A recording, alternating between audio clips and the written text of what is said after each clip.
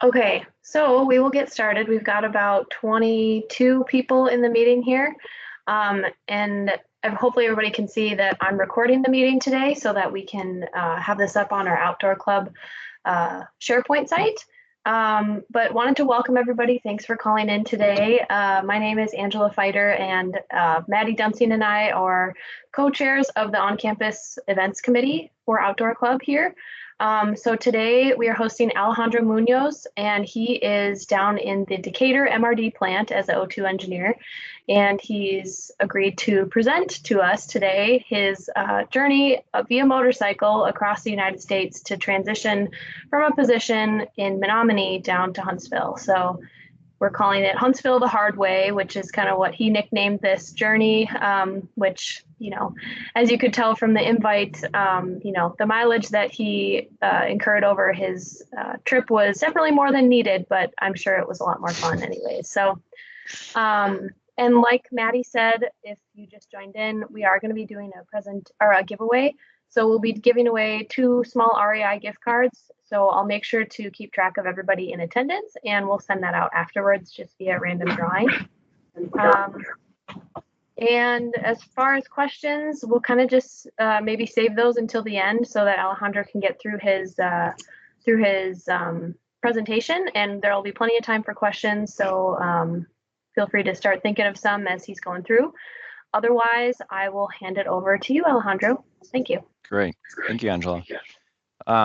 Yeah, so like Angela said, my name is Alejandro, presenting on my trip this summer. Let's see. So a little bit of background on me. So I'm a second-year O2 engineer. I started out in Menominee, and then I rotated down to Decatur, which is in the metro Huntsville area.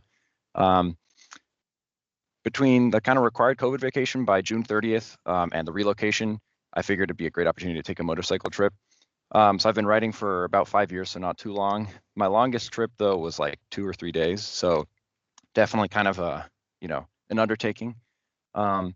Here's, I guess, for a little bit of background. So, you've got Wisconsin, Menominee up here, northwestern Wisconsin, and then Huntsville's down here. So it'd be around a 950 mile drive or journey.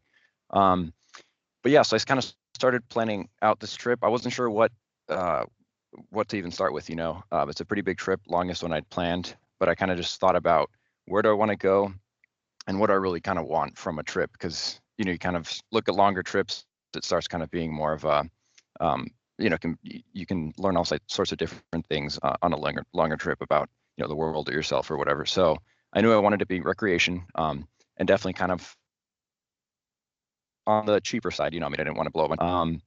Kind of redemption. It was, so I'd wanted to take a trip like this last summer before I started, my full-time job after graduation. And for a variety of reasons, I ended up having to cancel it. So kind of disappointed myself. So I wanted to make sure, I redeemed myself and took a longer trip. Part of that as well was endurance. So I wanted to see if I could actually do it. And then, the whole get away from it all, the world was kind of getting crazier and crazier. And has continued to get crazier post-trip as we've seen. So it's always good to kind of unplug. So this is kind of what I kind of went back after the trip when I was making this presentation and plotted out more or less my route on Google Maps. So instead of 950 miles, it was, it says right there, 3,400 miles. It ended up being closer to 4,000, I guess. I got lost a few times and all that kind of stuff. But yeah, basically from Menominee, I parked my truck I guess I took my motorcycle, my truck to close to the center, parked it at a friend's house, and then just kind of took off. So headed through South Minnesota, a little bit in South Dakota, Nebraska, out through Wyoming, Colorado, back and forth across the Continental Divide a few times, then into Albuquerque, New Mexico, out through the Panhandle of Texas, and then Oklahoma, Arkansas, and then visited my fiance's family in Nashville. My family is originally from Atlanta as well, so spent some time there, and then finally back up to Huntsville. So more as far as planning, like I said, I wanted to keep it cheap, and in fact, I kind of took it as a challenge to see how cheap I could get it. Part of that for accommodations, I decided I wanted to do camping and dispersed camping if possible. So in case you guys aren't familiar with dispersed camping, any national forest is actually part of the USDA instead of the the Park Service or anything. So if you follow a certain set of guidelines, you can basically camp anywhere in a national forest for free. So that was a big thing for me. And then in line with getting away from it all, I didn't want to use a GPS because it's easy, especially over longer distances, to just kind of zone in on that blue triangle and just kind of follow wherever you're going instead of looking where you're going and making the most of your trip. So I knew I wanted paper maps. Definitely no interstate, because that's just a way of getting point A to point B, in my opinion. Especially when you want to, see the world. It's better to see it, 45 or 50 miles an hour than at, as fast as you can go. And then also, I'd recently been realizing that with my phone, it's easy to snap, a few hundred photos in a weekend trip or something, and you never really go back and look at them. So I kind of wanted to minimize how many photos I was taking on my phone, and I just took my film camera and then a little pocket notebook to kind of make notes as I went along. And I ended up using it was actually a huge road atlas for a lot of my navigation. So that was cool. Hard to pack on a motorcycle, but definitely useful. Some pitfalls as far as planning. Gear, there's like so much, the inclination, I feel, especially for kind of outdoorsy folks, at least like myself, gear is exciting. It's, tools that kind of help you enjoy the outdoors more or whatever, but it's so easy to just get bogged down with all the latest stuff, or what do I need, or, and that kind of leads to overpacking, over preparing, just kind of getting too, planning the trip is part of the enjoyment for me. Some people like to just take off and not plan anything. Other people like meticulously planning. I like to plan things, but just, it's easy to just get too into the details. So yeah, to kind of give you an example here, I've got, so this is the motorcycle that I took. I don't know if let's see if I can get a pointer going here. Laser pointer. Hopefully you can see that. So on the right there, that silver motorcycle, that's my motorcycle. That's a 2007 KLR 650, which is, if you're not familiar with motorcycles, it's kind of like an on-road, off-road model, kind of inexpensive. I mean, they go for about $2,000 on the used market. So definitely not, a touring motorcycle or anything by any means. And in fact, this is a 1987 KLR 650. So not much changed in 20 years except for the colors. So definitely not an advanced, high-tech touring model, anything like that. Just a bike I got for $2,000 off of Craigslist. So one of my, I guess, big takeaways was, just run what you brung, as I like to say. More preparation. So here's kind of my bike all laden. So I've got my tank bag sitting there on the gas tank. Kind of just having my daily access kind of stuff, things I need to access pretty frequently. I've got a sheepskin there. The KLR seat is known to be notoriously uncomfortable after, 50 or 100 miles. So I knew I needed to do something to make it a little better. In this blue bag right there, I had my tent, my sleeping bag, and then I had this nice little Mexican style serape blanket, which made a great, honestly, anything from like a towel to an actual blanket to pillow, sleeping mat, all sorts of stuff. So that was super helpful to have. Then I've got my trunk, or my top box here. So I had my clothes, kind of backup maps. I had my atlas. I kind of crammed it in there. Toiletries. I'd like to take a reading book and a Bible when I'm traveling, and then my camera and film as well. And then I had two little saddle bags, kind of hard to see. But on one side I had my cooking equipment, some food for the day, and my hammock. And then on the other side I had all my tools, spares, first aid kit, extra tubes, inner tubes for the tires, so utility kind of stuff. So yeah, from there I just went ahead and took off. And yeah, so here's, I guess, I've included some of my favorite photos that I took. Most of them are filmed, some of them are digital. But this is a picture basically somewhere in Nebraska. It was kind of, yeah, I mean, rolling hills, very, a pretty area, but definitely kind of just nothing for miles and miles and miles.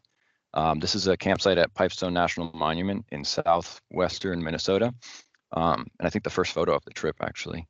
And then I've got a picture here of my bike in front of the Lower Ingalls Wilder Museum. This is here in a tiny, tiny town in South Dakota. I think it was like sub 100 people, but they had this beautiful mural, with the bison or the buffalo and just kind of a beautiful scene, very typical of kind of the panorama in South Dakota, or I guess the Dakotas in general. So that was cool. This photo here is in Nebraska National Forest. That was my second or third campsite for the night. Yeah, it was probably one of my favorite photos of the trip. It was like the sun was just setting. It was beautiful, beautiful. Here is, I think, in also Nebraska or maybe Wyoming, the first kind of buttes I saw, which was exciting after just, hundreds of miles of just rolling green hills. And then here's just a random film photo I took of my morning planning with my atlas and my kind of daily maps, drinking my coffee. So let's see. Here, it's not a great photo, but it's my first photo I've ever taken of the night sky. This was on film. I basically just pointed the camera up and held the shutter open. So I have an old manual film camera, so you just basically hold the shutter open as long as you want it to. And you can see, I don't know if that's the Milky Way or a nebula or what, but that was pretty cool. So yeah, I mean, because it was, a film photo, my first one, I kind of going back to the whole digital photography kind of thing, I treasure this photo way more than, well, honestly, with an iPhone, if you point it up, you wouldn't see anything anyway. So yeah, there's crossing the Wyoming, I guess Nebraska-Wyoming state line. And this is another photograph that I really treasure. So you can see there on the horizon, the kind of the first view of the Rockies.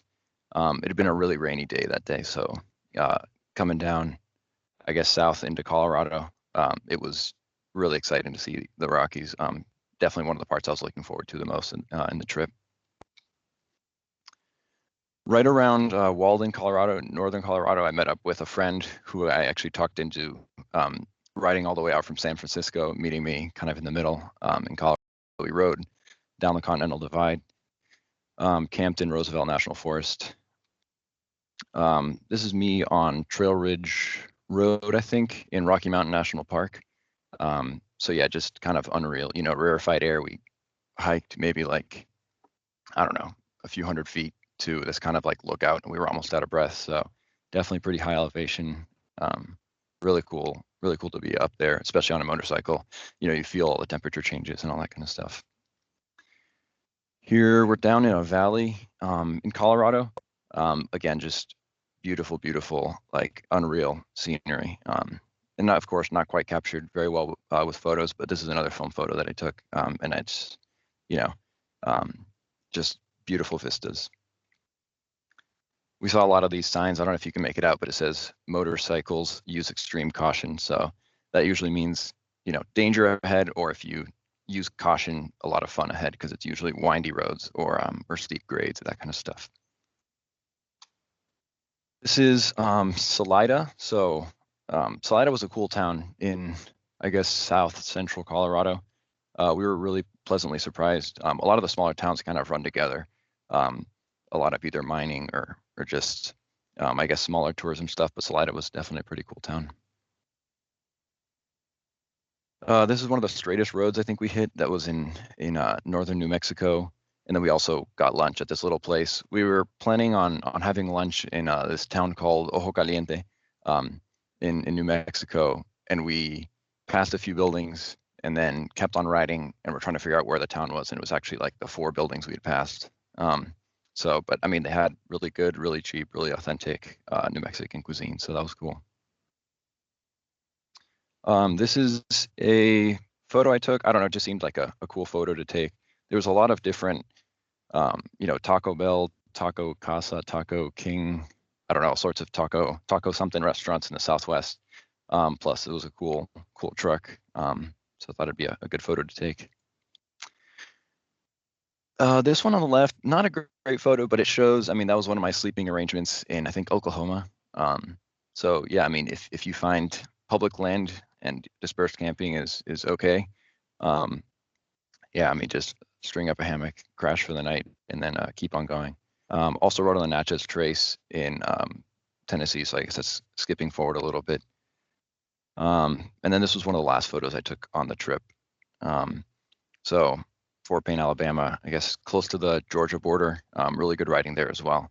But the last part of the trip was kind of, between visiting my fiance's family in Nashville, swinging down to Atlanta, and trying to sort out housing things. I had to sign the lease in my apartment, all that kind of stuff. So it was kind of a lot of riding. I think I did most of I guess my last few 100 miles of riding were just kind of in that tri-state area. Yeah. And then here's a compilation. Some of the states are missing, and I guess more on that later, usually due to not wanting to stop because the weather was really bad, like especially in South Dakota. But yeah, these are more photos that I, really treasure because it shows, all the places that that bike took me.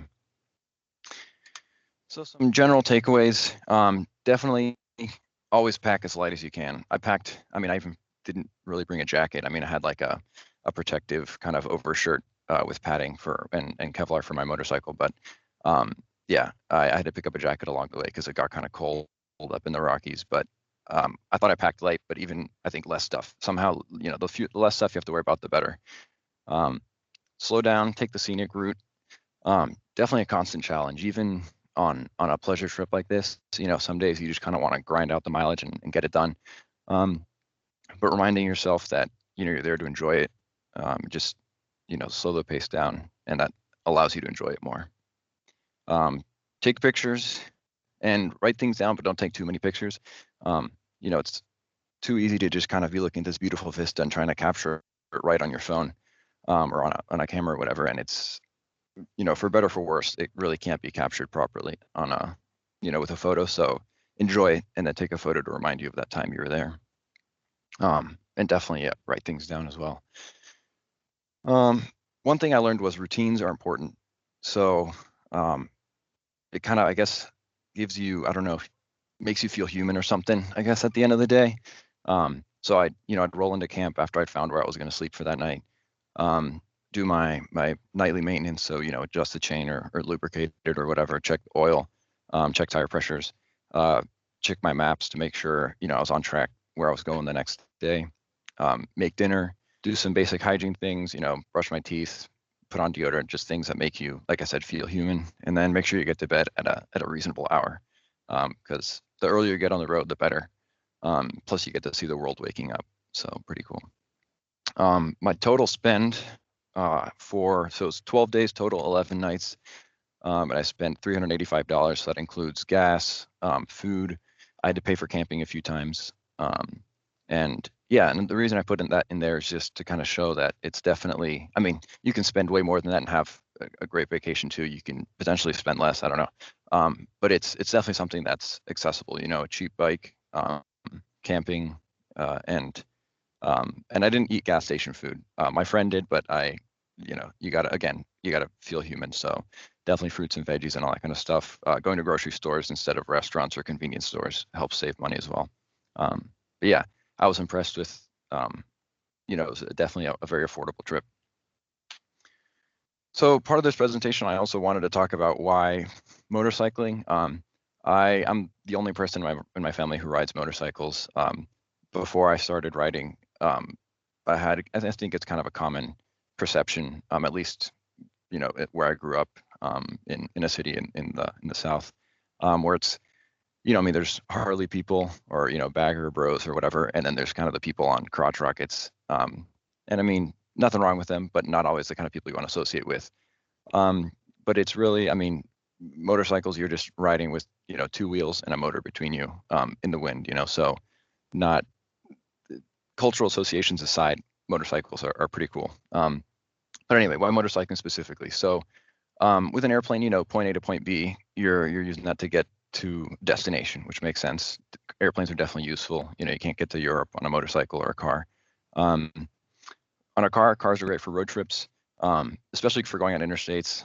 You wouldn't want to cross South Dakota or Nebraska on an interstate, unless you do, which was my case. But yeah, so it's good for interstate travel and you're sightseeing.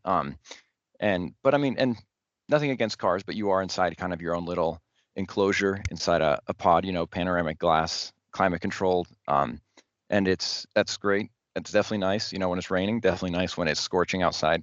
But it is what it is. And then pedestrian travel, that's kind of the other extreme where you're there, like in the surroundings, you're stepping on rocks, on twigs, smell everything. With hiking, you get to see things that you wouldn't get to see from a road.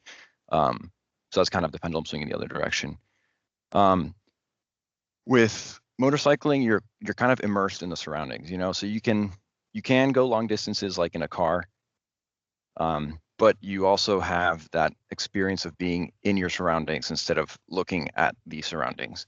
You get to smell things, you get to feel the wind. You know, you might go into a valley and all of a sudden you feel it kind of cools off as you're coming down, and then you're in the valley outside of the shadow and it gets hot again. It's just such an involved, I guess, like holistic experience. You're engaged in your surroundings. So I was kind of trying to think of a way of illustrating this further. So I figured I'd give a few stories on what, I guess, why I see motorcycles to be especially good for this kind of travel. So this is on day 2, riding a little bit of a tail through South Dakota. And it was like, I think about 150 miles. I just pulled out of Pipestone National Monument in Minnesota. And I saw, you know, when everything is flat, you see the weather for tens of miles ahead. And you could tell right in the direction I was heading, there was a storm brewing. So I could either, you know, lose half a day or a day and just kind of try and, I guess, hunker down. Or you have the option to just ride through it and get to the other side of the storm. Because I think at least in my experience, weather generally moves west to east. So if I'm going west, just kind of try and ride through it. So yeah, I decided to press on, and it was pretty miserable. I'll be honest. I had rain gear, but because of the wind, it was flapping, and it actually ended up like it just like tore the rain gear to shreds. And it was, you know, I ended up getting soaked. So it was on the second day of the trip, kind of a low point, definitely. Just like kind of gray fields, wind, rain, and it was, I think, 3 or 4 hours of that. That was definitely really hard. Soaked to the bone. I mean, I didn't have any waterproof gear, I guess, except for the over stuff. You know, my shoes were supposed to be waterproof. They didn't hold up very well. But you know, going through that and pushing on and being like, oh shoot, what am I getting myself into? And then that moment when the sky kind of like opens and you see the sun come through. I mean, that was like, yeah, I don't. It was unreal. Yeah, like I put there, I mean, it was one of the most rewarding points in the trip. Just that feeling of the sun hitting your skin. You know, for the past 3 hours, you're drenched. It's dark. I don't know. It was just amazing. And you don't get that unless you're experiencing, you know, the unpleasantness, the adversity of being drenched and blown around and stuff like that. So I don't know. It's you have to experience the low, but then that high is so much higher, I guess. Another example I wanted to use was, so like I said, I met up with a friend he was from San Francisco. I convinced him to ride over to Colorado, and we'd meet in the middle and kind of go down the center of the US. When I first asked him, he said, that sounds miserable, because I told him it was going to be like 4,000 miles. He said, that sounds pretty miserable. Let's try it, I guess. So yeah, kind of funny. So we were in around the Buena Vista, Salida, Colorado area. It was intense heat. I guess at higher elevations, you know, the wind is, or the air is thinner. There's more UV radiation. It was hot and it was dry, and it was again, I mean, another weather kind of related thing, I guess. It was just pretty intense, kind of unpleasant. But again, I mean, you're in this sucky situation and you push through, and then we stopped in Salida, got like, I think, gluten-free pizza and lemonade. And man, I mean, let me tell you, like, after that previous experience, just sitting down, there's I think it's the Arkansas River that has its headwaters in Salida. And it was, you know, the best dang pizza I've ever had. Maybe it wasn't, but it felt like it in the moment, you know? So yeah, it's so much more, I guess, more intense, maybe is the way of saying it. But yeah, it was just awesome. So I tried kind of boiling it down. It sounds kind of dramatic, but I don't know. It's just there's something about it. So the way I put it, you know, going on a motorcycle trip, it sets you up. You're gonna have a good time. You know, it's fun riding curvy roads or whatever. And if you have an on-road, off-road bike, you can get to some places you couldn't in a normal motorcycle, or normal car, or whatever. But there's also that whole aspect of adversity of, you don't know what's going to happen. It could start raining. It could be a scorching day outside. You're not sure. And then you've got these things that happen to you. You know, I was pummeled by rain on the second day. and it really pushes you out of your comfort zone. It's no two ways about it. It's unpleasant, you know, but it has to end sometime. And so you either kind of take it laying down or try and get through it. And you end up with these experiences, which, I mean, I'm sure for me, I'll remember for the rest of my life. And it helps that I have the photos as well and my notebook. So yeah, I mean, it pushes you, it's unpleasant, and then it gets better. And like I said, you go from a really low to an even higher high than you could have had if you were in any other, I guess, situation or format of travel or whatever. So yeah, so that's kind of all I had. But there, there's a ton of photos. I didn't feel like I could cram into the presentation. I do have my Instagram listed there in case you guys are on Insta and interested. But yeah, if you guys have any questions, I'm happy to take them. Hey, Alejandro, I will kick it off. Thank you so much. That was super interesting. And I have to say, I just absolutely loved the film photos. I used to take film photos, and now I'm thinking, like, why did I ever stop? Because when you went from like a film photo to like an iPhone photo, I was like, oh man, like how much better Yeah. are those film photos? I just was kind of curious, like, have you been into photography for a while now, and do you develop your own, images afterwards? Yeah. So yeah, I actually recently got into film probably in January. And yeah, I mean, I realized it seems like a kind of interesting. I guess maybe there's a trend forming here. I don't know. It's kind of a pain in the butt. You don't get to like see your photo right or that you took Right. right away, but it's so much more gratifying. So yeah, I picked up a Canon FTB from the early 70s on eBay. I think it was like $40. Cool. And then I forgot to mention the film that I shot. Um, Makes sense, but expired film was way cheaper. So also as an experiment, I just mainly was shooting expired film, which Yeah. is why some of the photos look a little weird. But yeah, so I shoot expired film, and then I've developed most of my stuff. There were some rolls that were good that I didn't want to risk ruining in my bathroom, where I do my developing, so I sent them to a lab to get processed. But for the most part, I do develop my own stuff. Super cool. Yeah. Thank you. And then my other follow-up question was, did you plan to, as like a millennial, I wanted to know if you were doing like an Instagram kind of thing to track your travels, and it sounds like you probably have more photos on there, so that's great. Yeah. So I thought about doing like even like some kind of I don't what is it where you could get people like to donate or something like that. But the day of the trip Yeah, came, I hadn't had time to set it up. So sure. so yeah, my Instagram there. That's I guess just like my general one with all sorts of pictures. But I do have some other trip photos on there as well. So yeah. Cool. Any other questions? Hey, Alejandro, thank you. That's a great story. I like the way you kind of talked us through your process and your experience of it. I had two questions. The first one was, you said always pack lighter, and that's always a challenge for me. So if you go back, could you list like 3 things that you brought that you wish you hadn't brought? And then, yeah. Yeah, sure. Let's see. 3 things I brought that I wish I hadn't brought. Let's see. So I was worried about not being able to charge my phone, especially since I was camping. I had a little thing set up to charge my phone off my motorcycle, but I also brought up a backup battery. And I don't think I ever used it. So one of those power banks. So that'd be one thing. It's tough to say because I brought a whole bunch of an entire saddlebag was devoted to tools and spares for my motorcycle. Thankfully, I had 0 issues. So I mean, you don't want to not bring it then need it, but I'd probably try and pare down some of those tools. I was, prepared to do an overhaul on the side of the road if necessary. So probably didn't need that.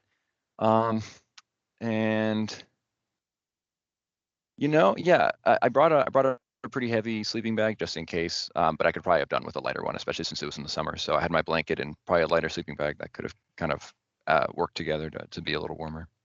Yeah, Cool. Good question. Yeah. The second question I had for you, because you were talking about relocating, so I thought it was kind of funny that you're relocating with a motorcycle, but I'm assuming then you just arranged to have somebody drive a truck down with all your stuff. Yeah, so part of the adventure was turning around, going to the airport, flying up to Minneapolis, and then driving my truck down. And I guess I don't know. It was I did it without stopping, but yeah, that was an intense way to end the trip for sure. I took a day or two to kind of recover, and then yeah, flew back up. Yeah. Did it the boring way. Cool. Yeah, I guess in hindsight, I probably would have done it the other way: leave the motorcycle up there, drive the truck down, and then ride the motorcycle down. But yeah, hindsight.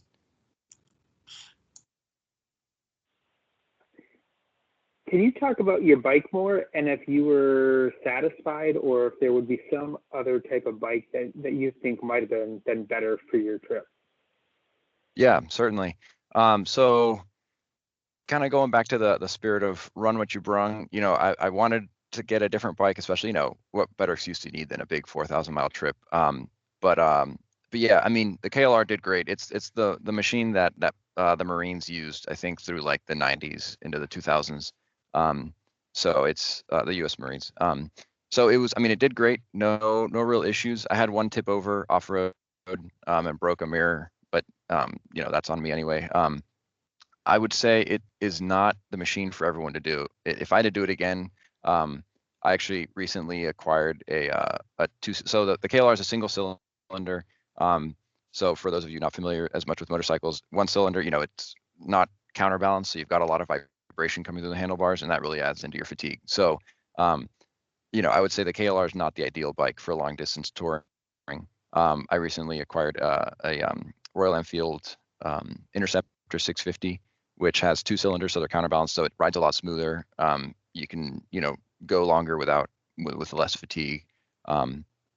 So would I recommend the KLR? I mean, if you're looking for a dead reliable kind of bulletproof bike that does anything, not very well, but it does it, then I would say look at that. Otherwise, consider, a multi-cylinder bike, and definitely with a better seat. That seat, man, that was a rough proposition, but hey, I mean, it worked. So.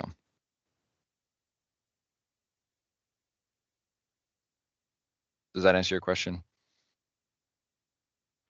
Yeah, no, it does. I think it's some great feedback on that. I just didn't know how big of a role the bike played in your adventure. Yeah, I mean, that's a good point. I mean, I think it's easy to think that it does, and I mean, it honestly does. But at the same time, I mean, there's people who've gone around the world on 90cc scooters, top speed at 35 or 40 miles an hour. So, I guess one of the main points I was hoping to drive home as well is you can do it on anything. If you had a Goldwing, man, that would have been, I could have done, 600 or 700 miles a day, way more comfortably, heated seats, maybe even like heated armrests or something. But yeah, I mean, you can be more comfortable, but you can do it on pretty much any bike. Yeah.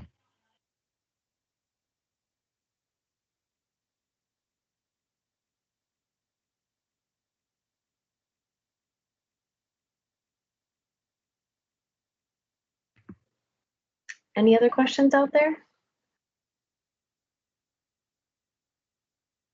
I'll ask one more, Alejandro.